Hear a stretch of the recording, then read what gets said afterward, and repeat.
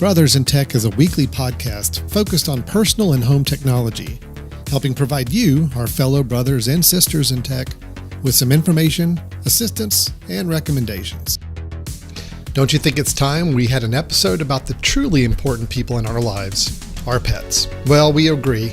And in this episode of Brothers in Tech, we discuss some ways that technology can enhance your pet's life while possibly providing you with some peace of mind at the same time. Whether it be for safety, feeding, training, or play, we introduce and provide our thoughts on the latest pet tech. Hello, everyone, and welcome to Brothers in Tech here on the Mesh.tv podcast network. My name is Alan Jackson, and with me on the right-hand side of the screen over there is Brian Jackson. Brian, how you doing? Good, Alan. How are you? Doing pretty good. Pretty good. Yeah. So happy to be get together. This whole video thing seems to be working out okay. We're having a good time with that. So I think so. How's my video look? I mean, relatively speaking. The content, it's kind of crappy, right? Content's not great, but the quality's fine. It looks good. Yeah. Not too bad. Well, I had a comment that I had been looking into different parts of the screen. So I'm actually trying something new. I've got my webcam on a tripod that's right in the center of my screen. I actually have your video right behind it. So really all I see above my webcam is your eyes. So I'm trying to get to where I'm looking at your eyes, but I'm looking as close to the camera as I can. So see, this is a perfect example, Brian, of we do take listener feedback. Absolutely. We do get questions. We're commenting about the fact that last episode we put out was all about maximizing your audio and video for video conferencing or Zooms or whatever it may be. And we got some great discussions with people online about some ideas and different tactics. So Brian is rolling out one of those tactics now as we speak. So not too bad. That's good. Yep. Well, so, Brian, one of the things, it is not, but let me divert you just a second. I mean, one of the things that I noticed, and it was good that it was called out, that when you have a external webcam, which I do, and I have that because my laptop is on my left and an external monitor is in front of me. So of course, the bigger the monitor means that the webcam is going to be on top of that monitor, which means that anything that I'm looking at on the screen is going to be further and further away from the webcam, right? Especially if I'm going down to my dock like this. But we've had a couple of good examples. I think there's even an example someone shared of a webcam that you can hang from the top of your screen that sits in the middle of your screen. And so I'm kind of doing a version of that and putting the webcam in the center of my screen. Now, of course, it covers up part of my screen. So if I was doing meetings to where I was actually typing or trying to deal with documents, this may not be the best solution. But yeah, this is good. So it's certainly for a podcast, looking in the middle of the screen and looking directly at the camera might be a good move. So there we go. Right. I mean, as bad as my image is going to look, naturally, at least this is the better version of that. Right. So there we go. No, I think that's good. Good use of some feedback and following up on our previous episode. But Brian, that's not what we're talking about today. It's not. I know we could probably go on and do a follow up on last week's subject, but we've got a different one we want to talk about today. And this is Brothers in Tech, in case, we just kind of jumped right into our conversation tech talk and didn't really set up what we're doing here. I'm Alan Jackson. That's Brian Jackson. We are brothers, but we're both really into technology, and we like to talk a lot about home and family and personal technology. We kind of started this program because we found ourselves being the go-to IT people kind of in our families. And, even a network of friends and all that too. People just kind of would have problems with their cell phones, with their home TVs, whatever it may be. We'd be the one to get the call. We know there's a lot of you out there like that in that same boat. So we want to be a resource to everybody. Or maybe if you're somebody who's been the one making the calls to somebody else all this time, and you're like, maybe it's time I become a little more self-sufficient and learn some of this on my own. Hopefully we can be a resource to help out with that. So that's hence the name Brothers in Tech. That's why we're here. And today, Brian, we got a new topic to talk about. We are going to talk about pets and technology. Pet tech. Pet tech. Yeah, talking about your dogs, your cats, it's pretty much the main ones we're going to get into. but I don't really think we have Are any there any tech. others we need to worry about? I don't think we have any tech to worry about with birds or fish. Let's focus on dogs and turtle cats tech primarily today. No. But seeing as how that's a majority of what pets people own, I think we're going to cover a bigger audience that way. We are going to talk about ways to incorporate some new technology into the care and raising and management of your pet. So we got some interesting topics. Again, technology has always played some little bit of role in how people take care of their pets, but I think especially the last several years, we've seen some real growth in some areas, and with smart home technology, there's some ways to tap into some different things with pets that we couldn't do before. So Brian, what's kind of sum up for us? What are we going to talk about with pets? What are kind of the categories we're going to be getting into here? Yeah, so I think we tried to think about what are the major areas of concern or areas of work that you have to do in owning a pet, right? So we thought kind of first and foremost, keeping that pet safe or keeping them close by, understanding where they are, right? So we'll talk about safety. We're going to talk about probably, which is an important thing to do anytime you have a pet, talk about feeding them. So feeding the pet, right? It's kind of an important piece, right? Yeah. Mm-hmm. And then we've got some other things that I think are maybe a little less important, but can be really, really useful as well, such as training your pet, dealing with the business, as we're going to call it. Dealing with the seedier side of pet management. That's right. Getting down and dirty with the business. So that's going to be its own category. And then I think kind of more of fun, dealing with play, right? Ways in which you can engage in play with your pet. So safety, feeding, training, the business, and play are going to be our areas of coverage today, right? I think that covers the majority of what we need to worry about. It should. But we're also at the end of the episode, we'll give you a few websites of some places we recommend if you're really interested in digging deeper into some more technology uses for your pet. There's some great online resources and sites that specialize in selling a lot of products that tap into the technology world to help with how you handle your pets.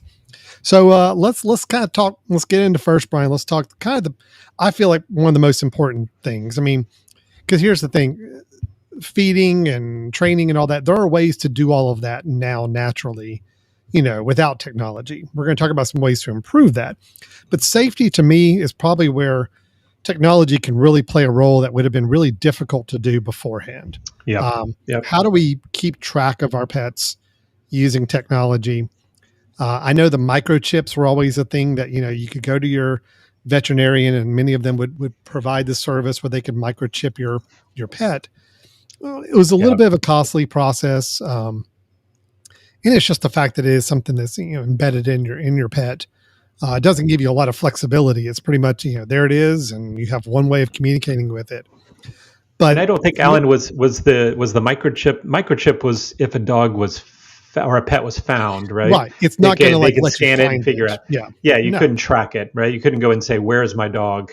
Please. Well, the idea is if somebody I'm assuming they have some GPS versions. Yeah. If somebody could find the dog, they could turn it in, and there are places where they could scan it and get some information. They did roll out some that could also be GPS trackable, but again, it's the idea of actually putting something inside your pet that's pretty much locked in, it's there. You don't have a lot of flexibility what you can do with it once it's there. Right. I never really got into that idea. Of course, most of my pets are ones that stay inside, so I didn't see the need to get them tracked. But I can understand for somebody who has an outdoor pet, especially one that could roam a little bit, the tracking is really important.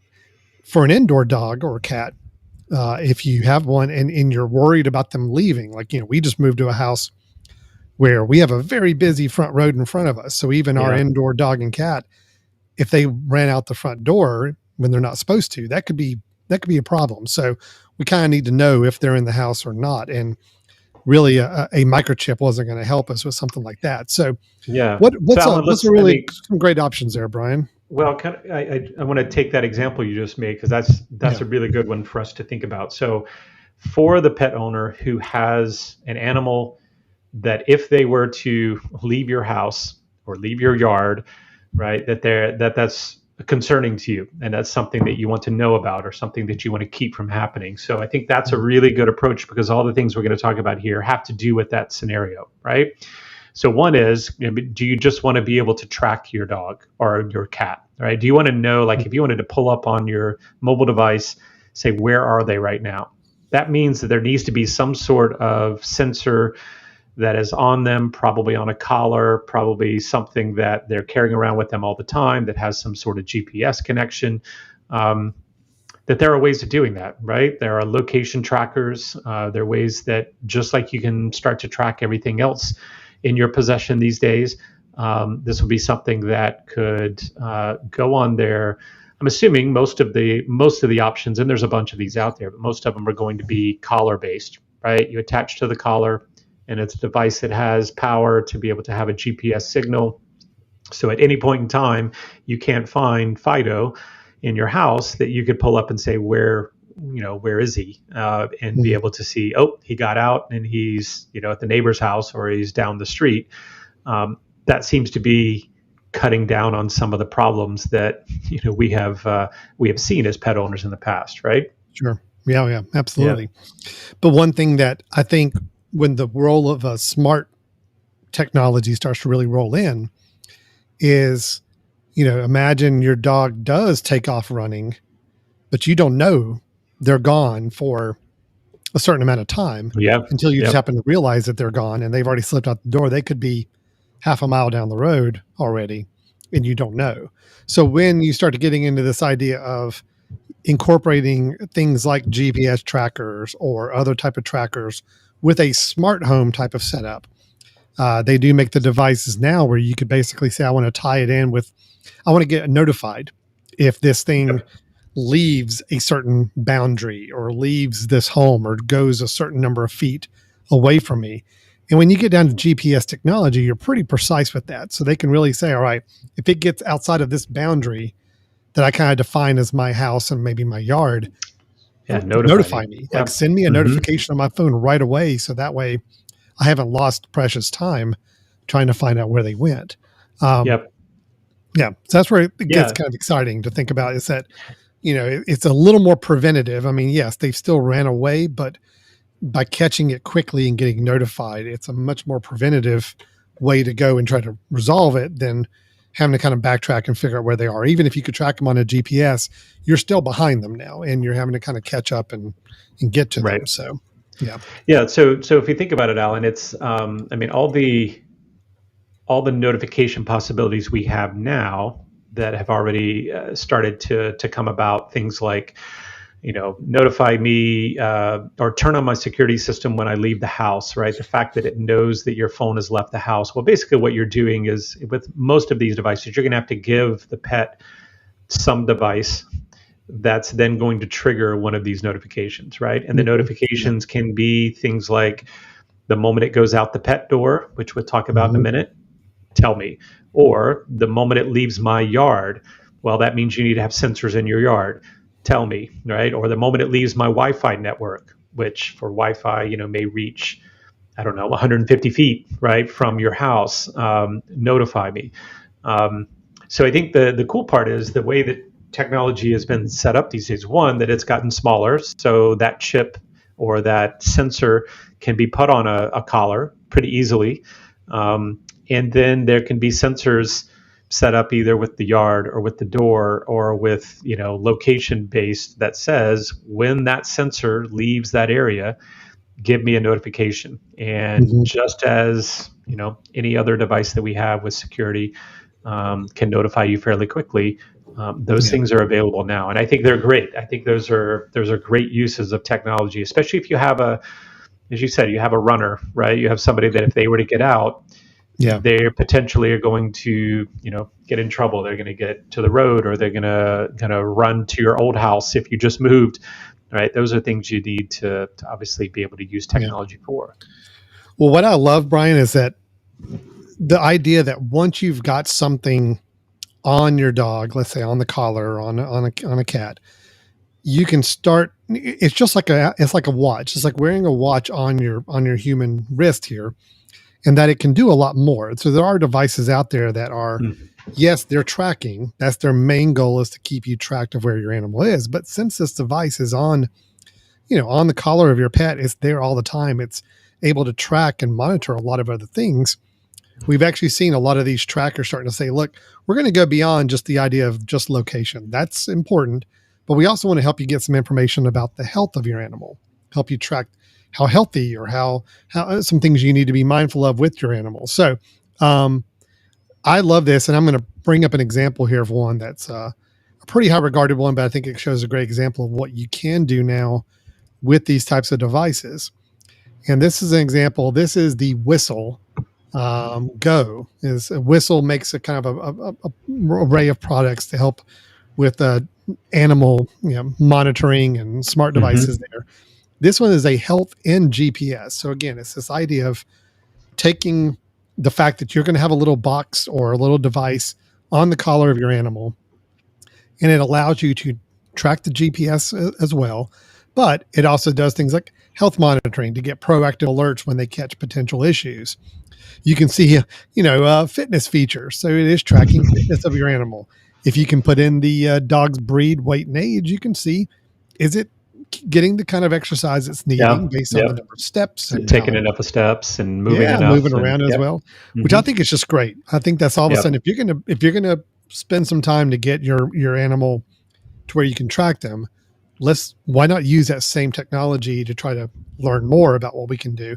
Again, I use the Apple Watch with my family members. Sometimes we just want to know where each other are, and it's great for location. But the fact that the watch is also getting us fitness information, it's the same idea with these kind of trackers now available for animals as well. No, I'm curious about that. Yeah, I'm curious about the health monitoring. I'm just, what are some things that I'm looking to see here? So it says the algorithms analyze your pet's licking, scratching, drinking, and sleeping week over week. Which just really think about it. If your dog is not sleeping really well, and it can track that and let you know that, hey, your dog's sleeping rhythms are really bad, or there's some possible issues, it's going to notify you about that. Just like your watch would if you had some sort of a heartbeat issue or anything else going on. So I think that's really great. I think that's really cool. I love it.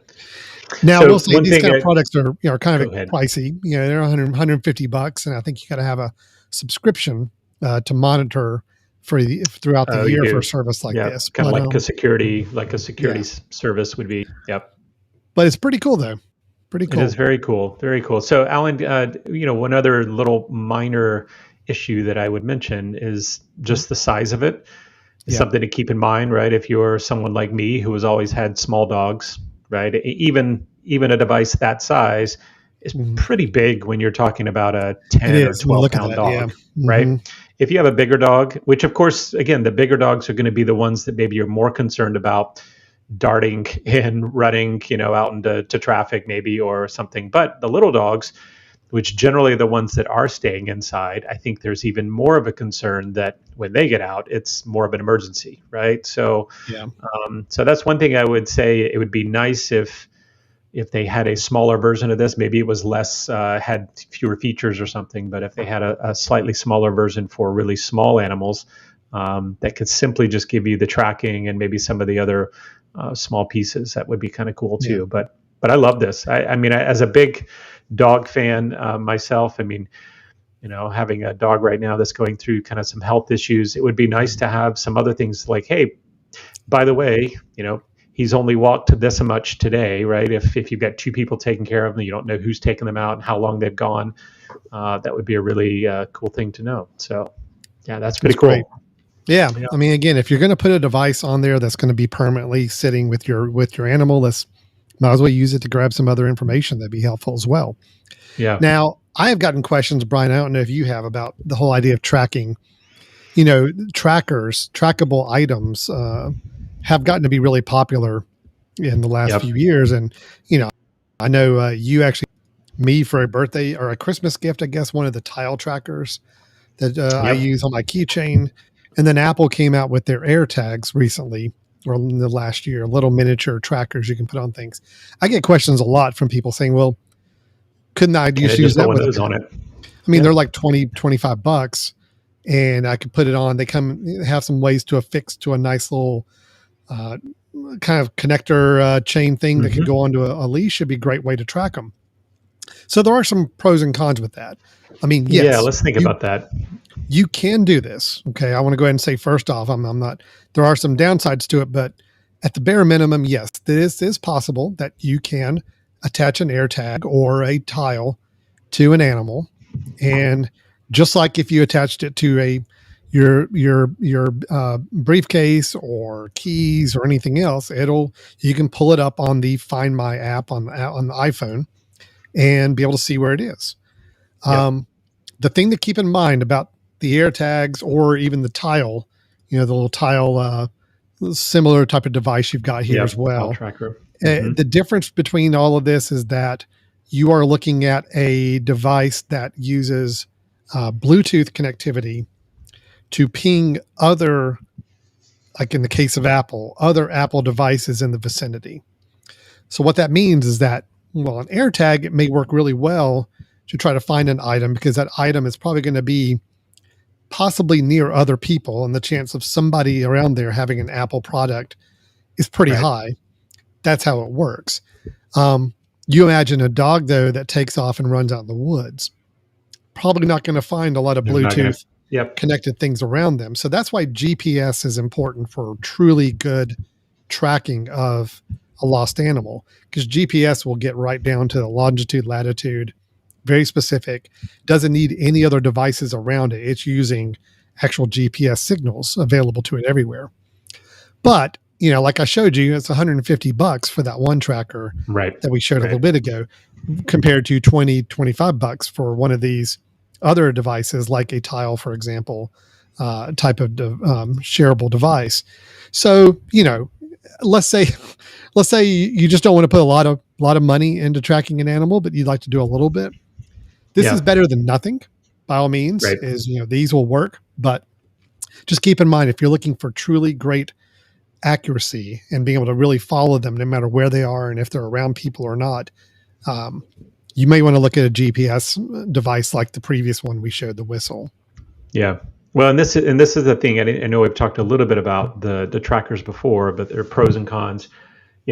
For someone who has tile trackers as well, the downside is this is not something where you would expect to know down to the square foot where that particular device is. If it's in your house, it's great to have because you can turn on the ringer and it'll beep at you so that you can go find it. But you're not going to find it simply from looking at the tracker app and say it's just going to show you, it's in your house or it's in this general area, right? Now, if I lived in a big city, so if I lived in downtown New York City and I had a pet, a tile may work just fine, right? Yeah. Because, where's it going to go? Takes your dog, right? There's plenty of people around you that probably have tile apps on their phones. So all of a sudden it's triangulating with all of that. And you would know, I see that it's, a couple blocks away. You might have an opportunity to do that. If you live out in the country, or you live to where your dog's going to go out of your fence line and you want to know that that's happening, these are not the ways to go. This is not what this is going to be for. That's the other thing that you're right mentioning, is that these AirTags or tiles are not meant for notifying you the very second that they leave an area. They will notify you. There are some ways to have it tracked and say, hey, look, if you get away from this device for a certain amount of time, I will send you a notification, let you know. But it's not going to be down to that nth degree that you need. Like if your dog is bolting out the front door, out your front yard, you kind of want to know right away and not several minutes later, which is what those tracking devices are going to do. So, it's not the best tracking solution, but in a pinch and for a limited amount of money put into it is pretty good. And like you said, living in a bigger city, it does make a little better sense than it does living out in a more rural area. So, I mean, just think about it this: if you've got a lot of people around you and if all you want to do is know that when you can't find your dog, that you can try to get an idea generally where it's been seen recently, then sure. And, maybe you've bought tile packs where you get a 5-pack and you've already got one and you decide to put it on their collar. Great. Right. I mean, it can certainly give you a little bit more security, but you're right. If you're someone like me who would rather know, if I'm going to track them, I'd rather know the moment they left the door. I have an indoor dog. If he happens to get out, I want to know that right away. Then this is not going to be the way. I'm going to be looking for something that a more creative situation, either the whistle or a type product like that, or Alan, if we're okay to move along to another direction, maybe I'm looking for something that says, maybe I don't need to track the pet. Maybe what I need to do is track the exit out of their pet door. Maybe I need to know when they leave their pet door. Maybe I need to know when they go outside. And that, I think, is kind of cool that there are things that are actually smart pet doors now. So let me give you a quick scenario, Alan. Let me give you a quick scenario. So I have a pet door. Our pet door, now luckily our pet door is a little different. We have a fenced backyard, and our pet door I put into the screen itself. So I attached one of these pet doors into the screen. So when I have the door open, the screen closed, they can go through the screen, through a door in the screen. My dog can go in and out. So obviously I'm setting that scenario up to where even if they went out, I've already said they can go out, right? Because I've opened up a screen. But if I had a pet door, like a dog door, on that sliding door or something to where they could go out on their own when I'm not home, that's where it gets to be a little nerve-wracking, right? Especially if I don't have a fence outside, or if there happens to, like me, I have a small dog and I found out there was a gap in one of our fence boards to where he potentially could slide out. Now I want to know when he's gone outside that door. So kind of a cool thing is the pet doors, there's a couple of advancements in those that I've been really intrigued about. One of them is that there are pet doors to where the pet door itself only unlocks when you get close, when the dog gets close to the pet door.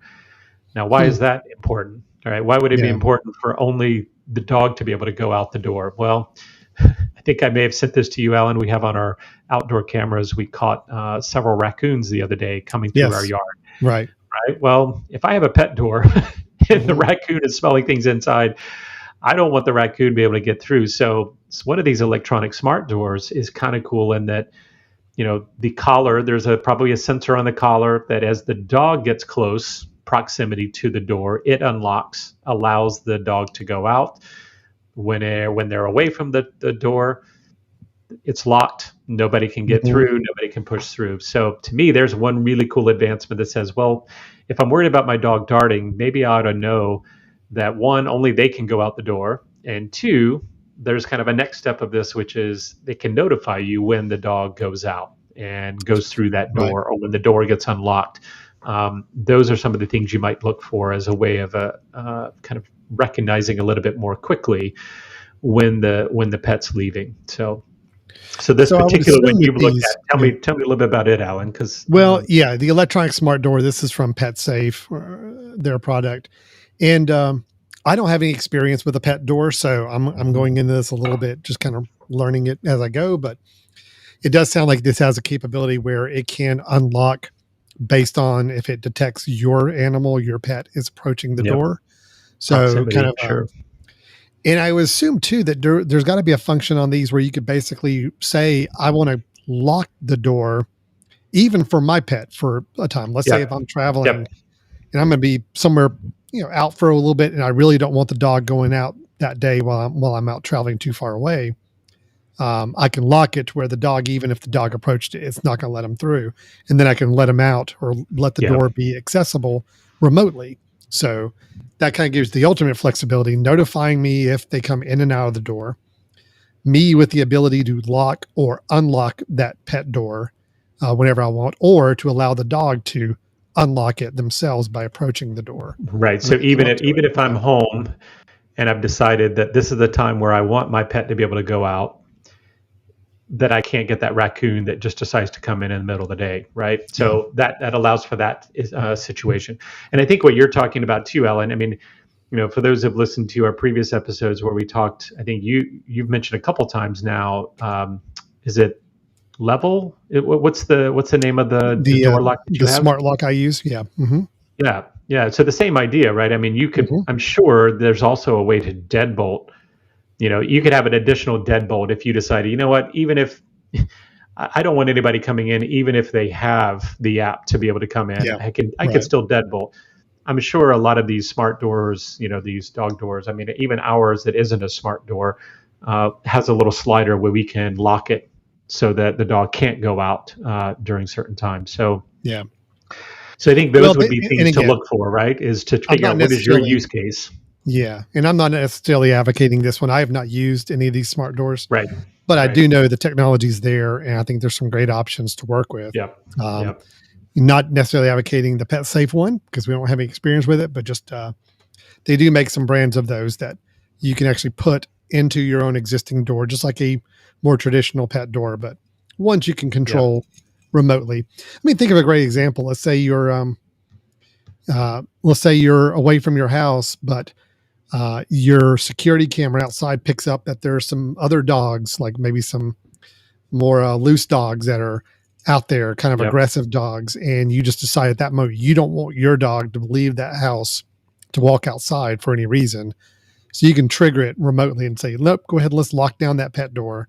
So I don't want my dog to leave the house for any reason for a little while. Yeah. So some great reasons to kind of have that flexibility, but how great is it to know that you could be away from your house and be notified that, yep, the dog did leave the pet door and then the dog came back in, and kind of being aware of that. So that's good. And I think that's in our goal, I think with this discussion is give you the key features that you ought to look for, right? Yeah. If you're someone, if I was getting a pet door and an electric one like this, I would be looking for the ability to have Wi-Fi connection so I could get notifications, the ability for the dog to be able to open it only when they're close, as opposed to someone else being able to go through. So if you are able to get those notifications and you're able to do that, the beauty is you can look back at one of our earlier episodes a long time ago, Alan, where we talked about some of the automations that you could create. I mean, there's all sorts of things you could do. The example you just mentioned says, if anything moves on my outdoor camera, then make this happen with my smart door, right? You could start to really create lots of cool things, which I think is, for a pet owner who can't be at home all the time, those are the kind of the things that you want to make a better experience for the pet. So, nice, so that would be another one, right? Sure. A smart door. Yeah. I mean, obviously, Alan, one of the things that technology's been around for a long time with pets is the security of, I don't want them to leave my yard. And how do I get that to happen? And there's all sorts of like invisible fences. Okay, those have been around for ages, right? Invisible fences, people used to bury lines all the way around their perimeter that says, okay, the dog has a collar that if they get close or go through that beam, it shocks them so that they learn. There's a training element, but also a safety element to make sure the dog isn't leaving your perimeter. I haven't had one of those before. I've had friends that have had those, and those, like I said, they've been around forever. What I will say is, just looking into that, it seems like they've improved a little bit into where it used to be you had to bury lines, right? You had to go and dig up your yard, bury a line, and then that would be the way in which it would recognize. Now I think there's wireless versions. You could go and put multiple flags up, and the flags end up creating a perimeter that will end up kind of notifying the dog. You can do it,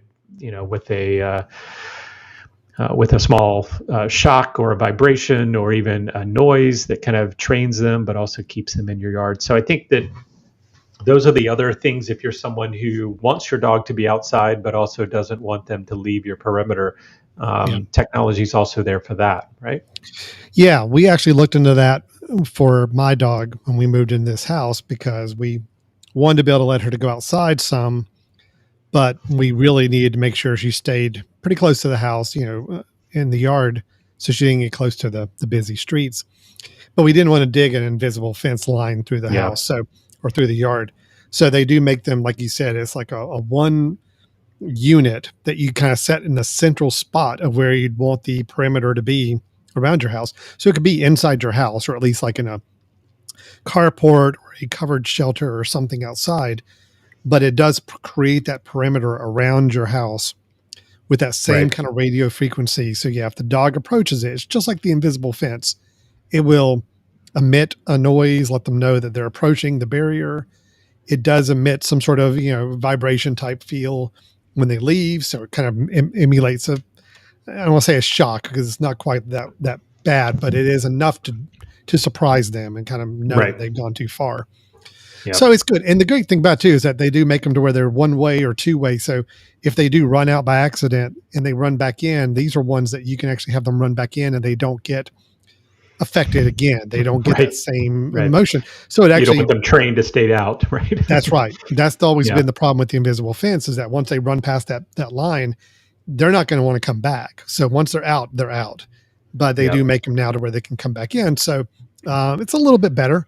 I didn't get a chance to use it. Our dog got really sick, or shortly after we moved in, and stayed inside all day, so we didn't see the need for it. But it was one we were exploring for a while for sure as an option. It has got a little better, probably not advanced as much as a lot of the other things we're talking about, but there have been some improvements away from the shock collars and running wire throughout your house, your yard. So, and I haven't looked into this, but I'm assuming also now the perimeter of a lot of people's property these days, a lot of times probably aligns with their Wi-Fi network, the Wi-Fi reach. I would imagine there's also some other do-it-yourself versions where you could say, the moment they leave the Wi-Fi, the Wi-Fi capability, this happens. Or if they start to, get to the edge of my Wi-Fi, right? The downside with that is that, if your Wi-Fi goes down, is there an issue that says, oh, you've moved off the couch and sorry, you've reached the end of our Wi-Fi. So, I just think the technology behind this is great in that we're getting things to where, the sensors are smaller. It used to be those dog collars, they had to be really, really big, this big device that went on them and replace the batteries often and all of that. Now you can you're getting a smaller version of that. You're also getting maybe a more humane version of that, but potentially you've got the ability to do it without digging up your yard. So I think that's great. Yeah. So there's some options there. Brian, what about if we want to keep an eye on our pets while they're inside the house? Let's say we have an indoor dog or cat and we are not at home. We go off to work or we're off for a weekend or whatever it may be, and we want to keep tabs on them inside the house. I mean, of course, we've talked about home security systems and kind of the cameras you can get for inside your house, but that's really geared for a different purpose. That's more of, I want to get a broad view of making sure nobody's coming into my house. They make a lot of products, and I don't know if you've had any experience with them or not, where you can actually have the kind of meant for pet cameras, especially dogs, like a camera that you position inside your house. It's on your Wi-Fi network. You can check on it remotely, just like you could your home security one. But the way that you can kind of keep tabs on your animal is a lot of them will include a dispenser of like a treat. So in other words, it's kind of encouraging your pet to be near that camera occasionally. And whenever you want to try to call them, you can actually, here, I'll bring up a screen to show an example. But my son had one of these for his dog, which was really fun to watch, where basically you could call them over a little speaker on that camera device. And when they hear your voice, ideally they come running to the unit, and you could give them a little treat that encourages them to know that it's okay to approach this thing and be near it. But the main thing is you got a camera that's really meant for looking at your animal at their level, obviously down the ground level, and kind of in a spot where you feel like that the pet is more likely to be or may hang around a lot more. But with that little audio voice that you can play on it, you can really get their attention and call them over, so you can just get a visual check to make sure they're good and see how they're doing on things. Yeah. No, I do not have one of these. We were intrigued by them several years ago when we were having to leave our pet alone for hours and hours at a time when we go to work, and we can have an interest of checking in. Now I will say we do this often. We do check in on our pet every so often, especially our dog right now is also sick, and so we, want to make sure that he's not pacing and seeming as though he's having a bad time. We use our cameras this way. And this is probably the one reason that I have an indoor camera. I've talked before about how I have the Wise cameras and I have the outdoor versions of these, but I have one indoor one that is able to turn. I can, turn it, pan, zoom, and all of that stuff. I have one of those, and that's the reason we have that. It's not to see if someone's in our in our living room, because we know if they're coming up to our doorbell, we know if they're coming outside. But this is for us to check in on our dog.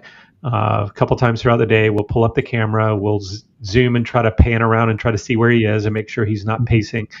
Sometimes we'll turn on the notifications that says if he's moving, please notify us. And we can, of course, speak through our camera and, try to console him a little bit or whatever. But the idea of giving a treat's kind of cool, to hopefully, try to, calm the dog down or to, kind of train them to do a few things. So this is a cool thing. So if you don't have your own indoor camera system, this could be a nice way of adding that simply for the pet. Yeah. Well, or even if you do have an indoor camera system, but maybe the positioning of that cameras are really meant for watching your doors and windows or other areas. But there's a spot where your pet likes to lay, likes to hang out, likes to be when you're not there. This kind of gives you some flexibility because obviously you can move it around. It's portable. Yep. It's not something fixed anywhere. So there's some pros and cons to it compared to a home security system camera. One thing I do like about these, which it would not have worked with my dog because my dog would bark at everything, but it does also have an ability to turn on a bark sensor.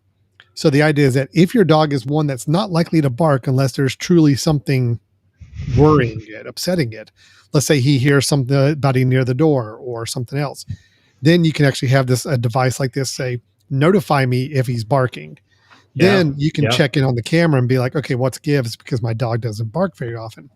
Now, again, my dog barked at everything all the time. So I would have been notified every 5 minutes about something. That wouldn't have worked for me, but I do like that feature. I think that's great if you have a very protective dog that is only going to sound the alarm if something's wrong, and you can be notified of that right away. So that's very cool. It's good. Yeah. So a lot of great ways to kind of help keep our pet safe, or at least keep an eye on them, keep them tracked, keep them in place, whatever it may be. There's a lot of, it's the foundation of all these things have been around for a long time. It's just they've gotten using the smart home technology capabilities and getting a little more customized to these specific needs is where it's been kind of interesting. Yeah. Yeah. Yeah. And notifications. I mean, I think that's, because of the smart home connection, to me, that's a game changer when you can start to be notified rather than, again, I think there may be a lot of people that have owned pets for a long time and maybe have outdoor pets and, they're just thinking, what are you talking about? Why would I want to, track my pet? Or no, they're supposed to be able to live on their own. But for someone who has, small dogs, an indoor dog, and then specifically, and I've had my dog almost 14 years, the later parts of their life where you're like, okay, my dog is sick and I'm a little nervous about, are they hurting? Are they, can I leave them alone? At least it gives you some peace of mind to know I could check in on them. Yeah. I could know whether or not maybe they are a little delirious and they wander further away than they need to because their vision's bad. Those are the things that might be helpful. So I think they're great. I don't think they necessarily lead to some negative, behaviors. It doesn't mean that, hey, you're going to start leaving your dog more often because you can do this. It just maybe gives you the peace of mind, which I think peace of mind is what it is. Yeah. Yep. Yeah. Well, so Brian, safety was the big thing we want to talk about, but there are some other topic areas you mentioned at the top of the show. I think we should hit and talk about how technology is improving these other aspects of caring for pets. Feeding is kind of an important thing. And granted, we all feed our pets if you have a pet, but the idea of using technology to help with the feeding, especially when you're not around. I know that we've had some of those automatic feeders that you can put a lot of food into a every 2 hours does something. Yeah. And it just knows it's like a little mechanical timer. It just knows, okay, it's been 2 hours. I'm going to spit out some more food for the animal to eat. And that's fine, but it's obviously not really catered to any one particular dog. It's, you're relying on just a certain interval that has to happen. It's not really letting you know if the food is out because, you may have set it to come out every 2 hours and you thought you had enough in there. At the end of the day, it was just it's not spitting out anything because it's out of food, and we don't know that. So it's just, Sure. there's a lot of still things that could kind of be improved upon, and they have used technology to kind of help with feeding of things using smart feeders. Well, and it's You have any like, experience with these? well, I'm just thinking as you say this, it's like Back to the Future, the first scene. Doc Brown has a timer that every day kind of dumps some food out for Yeah, for Einstein. The issue there is that even if the dog doesn't eat it, it's still going to dump it out, right? It's still going yes, to that's to be true. causing a Yep. mess, right? Hmm. So the beauty of this is that it could become based off of behavior as opposed to based off of simply time, Yeah. right? The beauty is you could set these for. We do not have these. We've not used one before, but we've looked into them before, or looked at them, and they're pretty nice in that if you believe you have an animal that needs a certain amount of food delivered to them every 4 hours or something.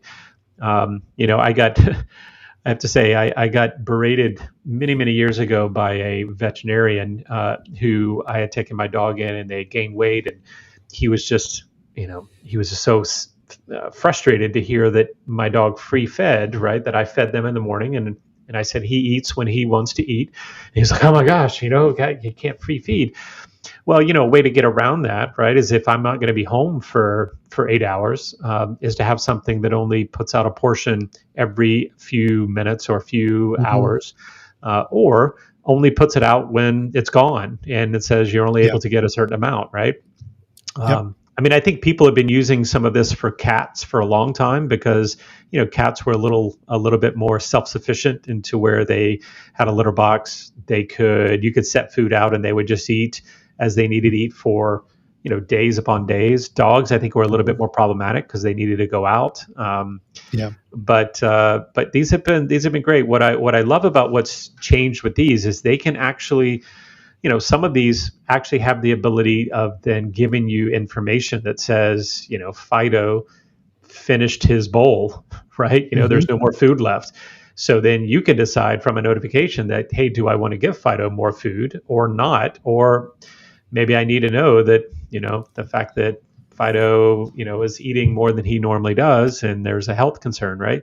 Yeah. So, I think that's some of the cool things about these is they can connect through your Wi-Fi, and anything that can connect through your Wi-Fi means that there are ways of controlling it and notifying you. And you can Yep. just think about all these opportunities, right? Well, think So, about the idea too. I mean, even starting back as we started talking about the more mechanical ones that we have available beforehand, it's still set on intervals. And right. if I say, look, I want my dog to get some food at 7 a.m. in the morning, and then again at 5 in the afternoon. If that's my custom schedule, I want to be able to program that and say that's the two times I'm going to have some food come out. And that's what I think is great, is that you're not relying on just it being a mechanical process that has to be on a certain Right. timer. It's the fact is these are plugged into the wall. Many of them have battery backup. So if the power goes out, they're still going to run the way they should. And as far as the times you set, so you don't have to worry about Yeah. that.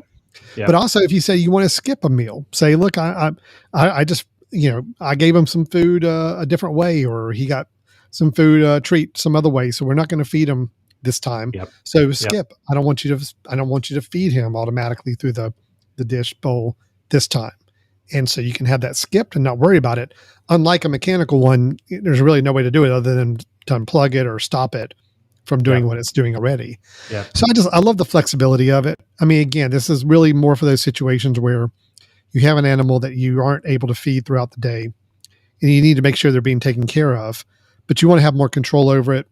And also, like you said, a little bit more able to watch what they're eating and how much they're eating. Yep. Yeah, because I mean, there's the thing is that, there's some dogs that I think I've seen where that automated food disbursement on every so many hours basis, the dog will just eat all of it every time the food comes out. And it's Yep. like overeating Yep. because you're not able to control it. Here, it's easy to say with one of these smart devices, yeah, if the bowl's empty, don't feed them again, or if there's still food in the Right. bowl, don't put any more food out there. And you have a lot more control of how you set that up. So Yeah. I love this idea. Um, Yep. yeah, I mean, think about I it. Think think, about another example, Alan. I mean, what if So let's say that I went all in on the technology. I had an automated feeder system, plus maybe one of the camera systems that was there to kind of notify me when they get close to their bowl when they're eating, right? Maybe one of these automatic feeders may also have a camera enabled. The beauty of that is, let's think about a situation I think that a lot of people have. What if you had two dogs and the food comes out and you see that one dog scarfed it all away, the other dog got nothing, right? So now all of a sudden, should there be more food that comes out because, dog number 2 didn't get anything? Those are the things that allow the flexibility that these sorts of things will allow. Alan, I had a discussion about this with it's a friend of mine actually, who mentioned when we were talking about smart lights and being able to do smart home things, about having your lights turn on at certain times. And he was trying to ask me, he's like, why would I do this? He said, I've had this for ages. I have a timer on a light that'll turn on at certain times and turn off at certain times. It's manual. I plug it in, cost him $10. And I said, absolutely, that's great. But let me give you an example. Let's say that with that smart timer, the manual timer, you turn it on to come on at 5 p.m. and turn off again at a certain time. But from one day to the next, the time changes and you're out here in the Northwest and now it's dark at 4 instead of 5. Well, guess what? Now you have to remember that. You have to go and set that up next time. Whereas if it was a smart bulb, it would be something you can go in the app and say, go by daylight savings time, that, whenever sundown happens, this occurs. Yeah. That's the same idea with these dog bowls, right? If you just had a manual one, that's great, but there is no flexibility. There is no changing midway. You have to remember to do it. You have to remember to set it. You have to remember to make it based on time only, right? So I think that's the beauty of what all of the smart devices have allowed, is time's not the only reason why certain things need to happen. And I think that having the ability to make things happen in other scenarios is really creative. And this is exactly like that. So feeders, water, there's water fountains that do the exact same thing, or water deliver, Yeah, which I hadn't even thought about that. But then as soon as I read about it, I'm like, well, yeah, I guess that makes sense. It's a water fountain, an automated water fountain. So you have an animal that just needs some water, but you don't want to overdo it. You don't want to have too much water just sitting there getting stale over time. It's just going to pipe out some fresh water on a schedule or whenever you on demand, but remotely. Yeah. Flow it out. I mean, I think there, anything in which you say, would it be more beneficial and more healthy and whatnot, would it give me more peace of mind? And again, we keep coming back to the peace of mind. So I think, feeding is another one. Now, I think this is most important for people that are not home that often. If you're someone that, is going to be gone for long periods of time and really wants to make sure that you're trying to not feed them all at once and, have them, starve throughout the day if you get stuck at work until late in the evening. I think these are really helpful ways of going about it. The part that makes me a little nervous is anytime something is automated like this, that I keep wondering, what if it goes haywire? What if something goes wrong? What if, power goes out? What if these sorts of things, all of a sudden I don't have these, things that I had planned on, but almost all of these will have fail-safe notifications, right? Things that will tell you something just went wrong, right? And the idea, if you think about it, if a device goes offline, just like your Wi-Fi network nowadays, a lot of times, if you're away from your home Wi-Fi and the power goes out, mine notifies me that, hey, I don't get a signal anymore from your wireless network. If these devices have any kind of notifications back, at least we know, hey, power's out. So if power's out, then all these other things may not work. So we got a lot to contend with if that's happening, but at least we know, we're aware of it. So that's good. Yeah. All right, Alan. Let's talk about training. This is mainly for dogs. I mean, if you're somebody who can train your cat, more power to you. But talking more about dogs, we've got a cat that has adopted us right now. And I would love to figure out how to train it because it is driving me crazy. It does not want to do anything a normal cat would do in our house. And it's on the point of terrorizing me at times. Well, it's a cat, Alan. It's a cat. Yeah. Cats are always up to something, man. I don't trust them. It loves my wife. Cats at all. It loves my wife, and I think it hates me. I really do. I can see it. So I in do trust size. cats a little bit better, actually. Now. Right, yeah. Well, that makes so more sense. let's talk about training dogs. There are some ways with new technologies that you can have some better guides on training your dog for better behaviors. And Brian, again, I feel like a broken record. A lot of these are ones that I haven't personally used, so I can't Right. vouch for the dog training itself. But I do know, I'll bring up one here as an example. Using the same kind of idea of collars that are program or kind of programmable collars, but through a collar and an app that you can run on your phone, you can actually do some training of your own pet through this. Yep. So, So, and Alan, I looked into this one, because although if you've met any of my dogs in the past, training was not necessarily something we spent a lot of time on. But I have been around people who are very diligent about training their dogs, and things like clickers, that they'll use manual clickers to be able to notify the dog and have a sound that registers to them as this is something I should not do, or this is something I should do.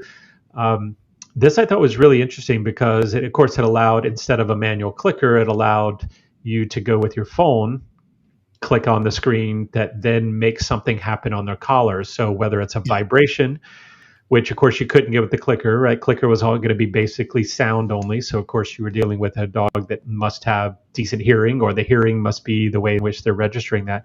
But this could do a sound, which of course on a collar is going to be closer to the ears. So the sound can be registered a little clearer, or a vibration. So you've got multiple options of ways of delivering that training notification.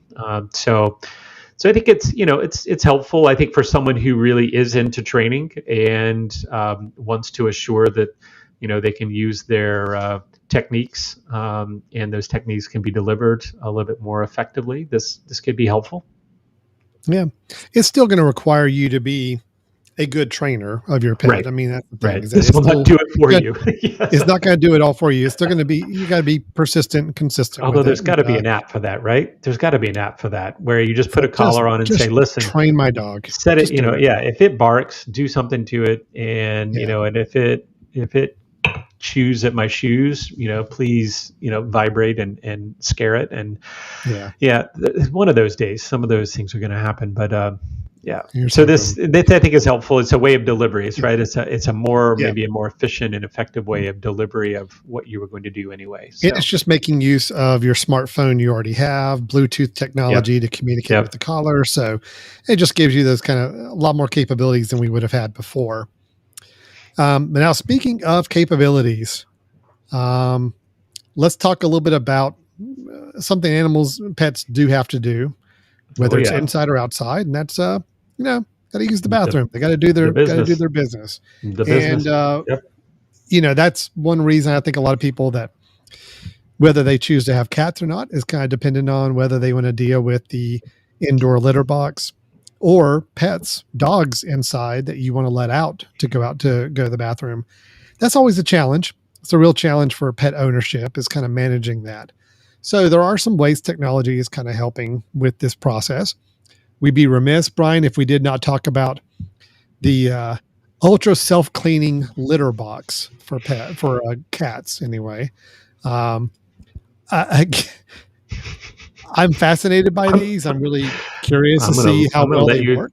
I'm going to let you talk about it. Go ahead. I got nothing. I mean, these are insanely popular. They're out of stock, as you can see from the screen here already. So, but it's not really anything that's going to use an app or anything else, to my best of my knowledge, but it is using a form of technology to kind of help scoop over litter and to kind of help discard of things coming in the litter box. So a self-cleaning box. So it is for someone who doesn't have cats and has never had a cat since I was a kid. So what you're saying is this removes what? What step does this remove from cat ownership, Alan? So what it does is it kind of has a process in the inside where, because of the crystals that are being used for the litter, that causes things to clump around the waste material. So then there's almost like a sweeping motion going on when inside the actual box. is taking all of those things that are more of the clumps of waste, and it is pushing them into a disposable bag or compartment that's very easy to dispose of, instead of having to go and rake through or sift through things or changing all the litter box, at one time. It does a lot of that work for you. So it is using technology to do that. Let's see if I can see. You load it, leave it, self-cleans for weeks, and then you lose the tray. So the stuff is in the bottom tray is a disposable bottom you get rid of. So that's all I can say. It's basically raking out the clumps, or cleaning out the things that are there on a more regular basis. So do you know with this one, Alan, have you looked at it, is it a timer based or is it a use based? Like the moment the cat leaves, does it recognize that it's time to do that? I imagine there's probably both out there, right? Yeah. I don't know, Brian. Yeah. That's a good question. Very good. I'm still new back into this whole cat ownership. We don't have a litter box. The cat who has adopted us is a indoor outdoor cat. She basically goes to the door and yells whenever she's ready to go outside. And I'm not exaggerating. That's what I think. You need to be really careful with saying our cat, right? Because again, it's not really your cat, right? No, it's not really my cat. Yeah. Not my cat at all. Mm-mm. Yeah, and the ex-owner probably hopefully isn't listening right now. But yeah, you are taking care of someone else's cat. Well, look, right? I kind of hope they are. Please come get her. Please. She has been living in our house for months now. If you know who this cat is, please, even if it's not yours, you just want to come get her. Right, you want a cat. Well, what about dogs? So what could be beneficial with dogs, Alan? Yeah, so we got a good option for dogs. I'm going to give you one. And I'm super pumped about this, and I don't have it, but I think to myself, this would be incredibly nice to have. So let's say, the dog, obviously there isn't a litter box, or at least I've never taught my dogs to use a litter box. So I'm relying on either a regular schedule of me reminding me or my wife to take them out, or having them go out through a doggy door or something. But the reminding me to take them out is often tough. I'm someone that when I get into my work, I kind of forget those sorts of things. Yeah, sure. So one of the things that I saw that it seems incredibly intriguing is a doorbell for your dog. Okay. And the idea is that you put a little button next to your door. That's right next to the eye level of the dog. The dog can actually get up there. And I think this one is they touch, although I'm sure there's some that if they get close, proximity based or something, that it rings a doorbell. It rings another doorbell that basically lets you know wherever you are, I want to go out and you need to take me out. Now, I love this idea. Okay. However, my dog would be there all the time. Well, every 5 minutes, my dog would be there. It even says in the description of this online, it says, though with some dogs, you might expect some abuse of power. And I think that's key, is that I could just see a dog saying, you know what? I got this figured out, man. I go up, I touch this thing. I get to go outside. It's awesome. That's right. Dad just went to his office. Some training involved with that. Right back. Yeah. So, but it would be something. So, and I don't know if it's out there, but this would be kind of the next iteration of that, right? If you think about this as being a one-to-one, they touch, the bell comes on, right? That's a cool thing, but it's also a very limited thing, right?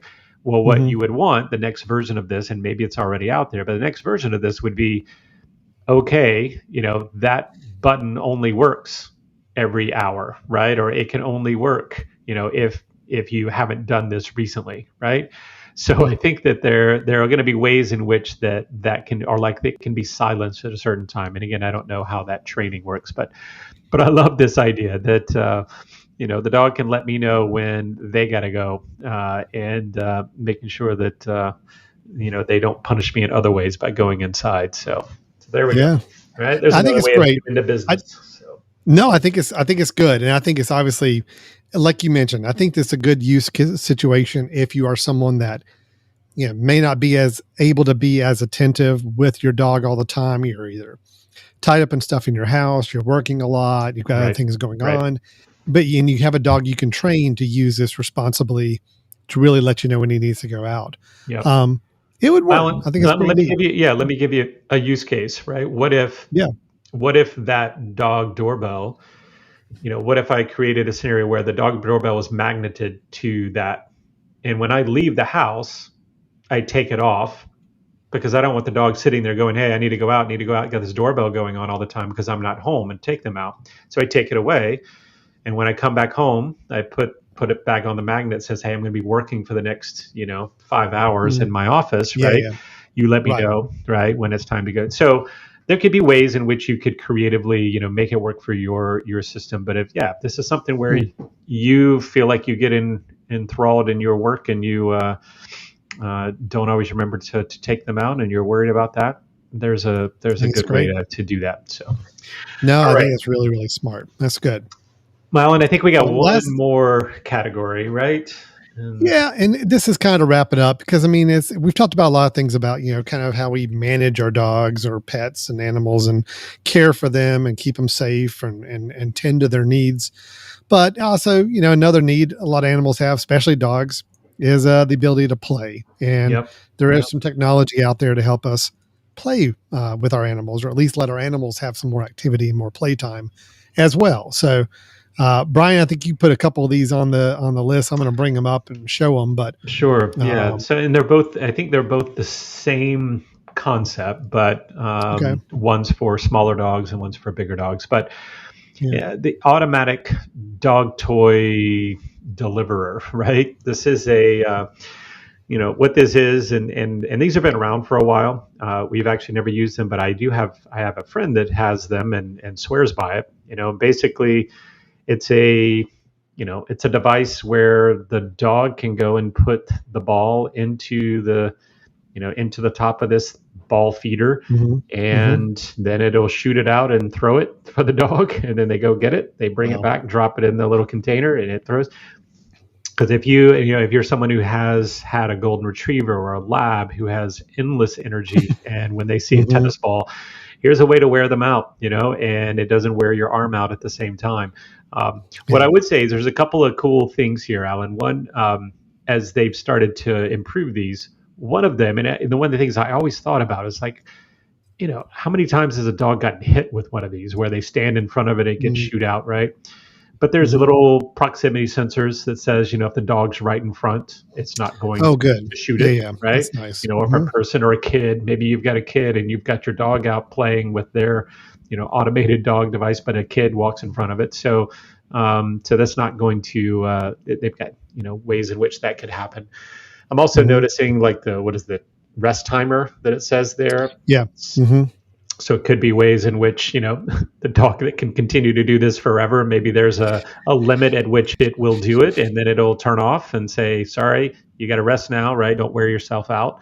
And there are some dogs that, they will keep going until, until something breaks. And it could be actually a little bad for them. They need to take some rest time. So, So I think these are great. And, the reason I brought up the second one, Alan, is that, this one would shoot a ball a certain distance, and you think, okay, well, that's probably not an indoor thing. For a lot of people, this is an outdoor thing only.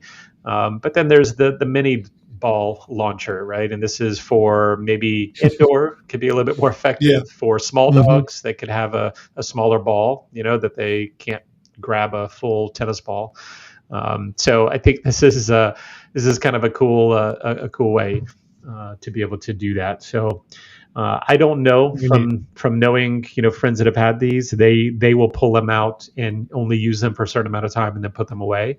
I don't know if this is something that if you just left out, the dog would play when they want to play, while you're at work, if they would just wear themselves out. But I think it's ways to use technology to try to hopefully improve your peace of mind, but also enhance the life of the pet, right? Enhance the ability of the pet to live effectively. Yeah. So. Well, we joke a little bit. I was joking about the whole playing kind of being maybe least important, but as you recall early on, we were talking about the health tracker on there, and it was monitoring how much activity your animal was getting.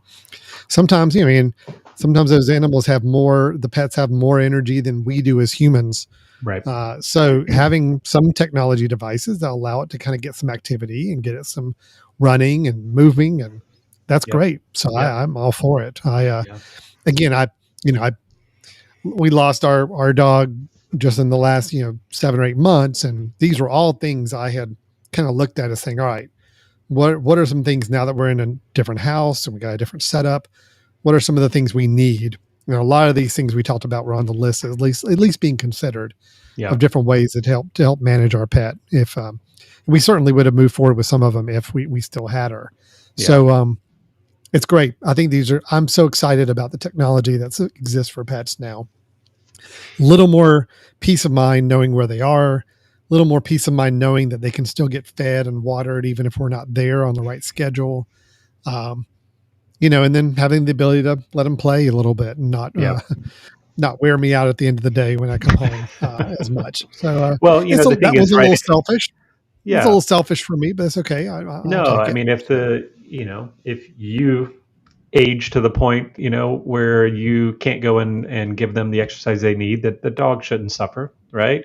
So if there are ways in which that can happen more effectively, I think it's great. So obviously the main goal here is don't let the technology force you to become an absent-minded or an absentee, owner of your pet. But certainly if this makes ownership more efficient and allows the pet's life to be more effective within your scenario, your situation, then I think it's great. So as with all technology, think through the use case, think through the possible downsides, and try to make the best decision for you and your pet. So a couple of things, Brian, that I don't know if viewers were kind of picking up on when we were flashing a lot of these products up on the screen. A lot of them are pretty pricey. They get kind of expensive. I hate saying the adage, you get what you pay for, but I really think before you go out and spend a lot of money on a really, one of these great products, really do your research, find a really good reputable brand, find one with really great reviews, because putting down $100, $150, $200 on some of these products we were talking about, it's not something to take lightly. I mean, I would make sure you get really good products, good quality ones that are going to last and have some good feedback from users. So I'd say definitely be a lot of stuff we like to talk about tech is sometimes a little bit less expensive tech stuff that we've got, apps or gadgets or whatnot. These things can get pricey to get really good ones. So I'd definitely say make sure you do your homework and research on that. And then there's also a couple websites that we've also referenced a little bit that I think is important for people to keep in mind too. One of the ones I'm going to show the screen here is Petsafe. A lot of the products we were showing and talking about were Petsafe products. So that's petsafe.net, not .com, it's .net. So petsafe.net. And this has a lot of the things like the automatic feeders, the kitty litter scooping, a lot of the, some fences, some training collars, all the things, and using technology for a lot of the products we talked about before. Then the other one I think we'll mention also is Chewy.com. Yeah, it's another website that's really good for just some other pet products. I mean, a lot of things pet related, food and whatnot as well. But they're also really have some great technology products there on their website as well.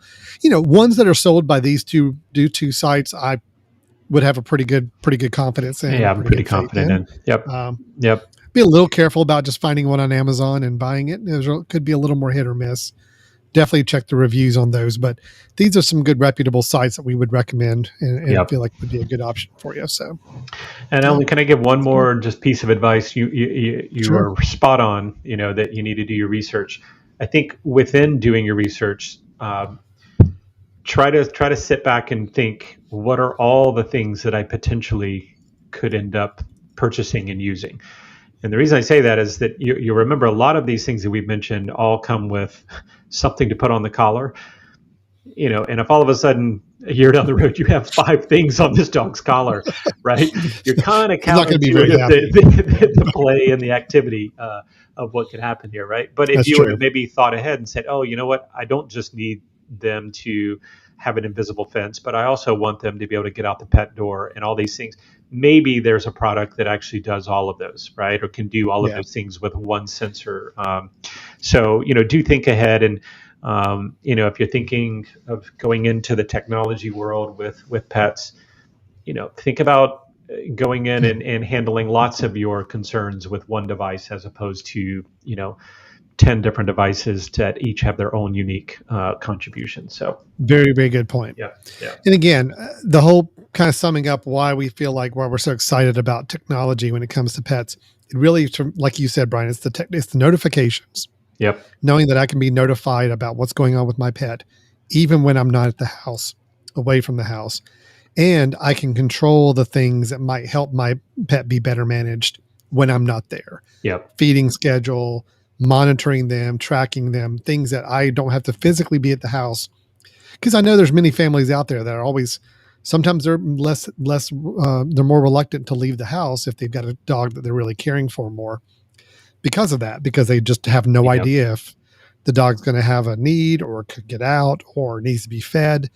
There are some ways to kind of make the experience we have with our pets, I think, a little more meaningful for our lives and make it a more positive experience by incorporating some of this new technology in there. So that's great. Yep. I agree. All right. I agree. Well, Brian, as always, if anybody has questions, feedback, they've got their own pet experience using technology, they want to share with us some things to keep in mind, how can they go about getting a hold of us? Well, they've got a couple options, but mainly you can send us an email at info@themesh.tv. That's one way. Send us a note as to future topics that you'd like to see us get into, or ways in which you use pet technology. You could also go to our website.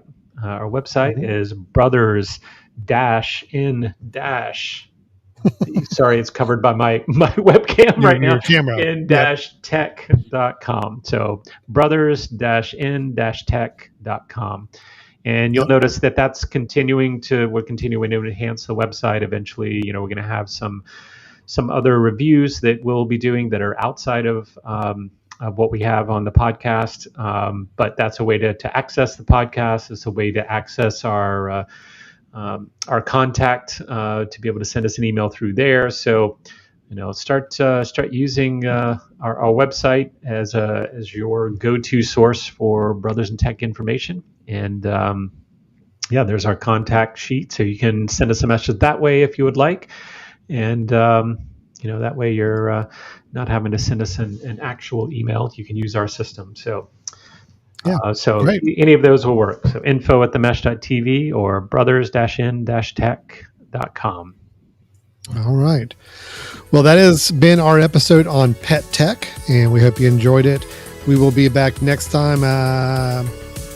Don't want to tease it too much, but I think our next episode may be a Brothers in Tech suggestions episode.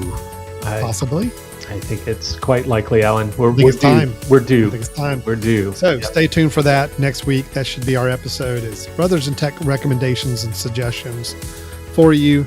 But until then, I'm Alan Jackson. That is Brian Jackson over that way. Yep. And we are the Brothers in Tech saying goodbye, and we'll see you next time. Take care. All right. Bye-bye.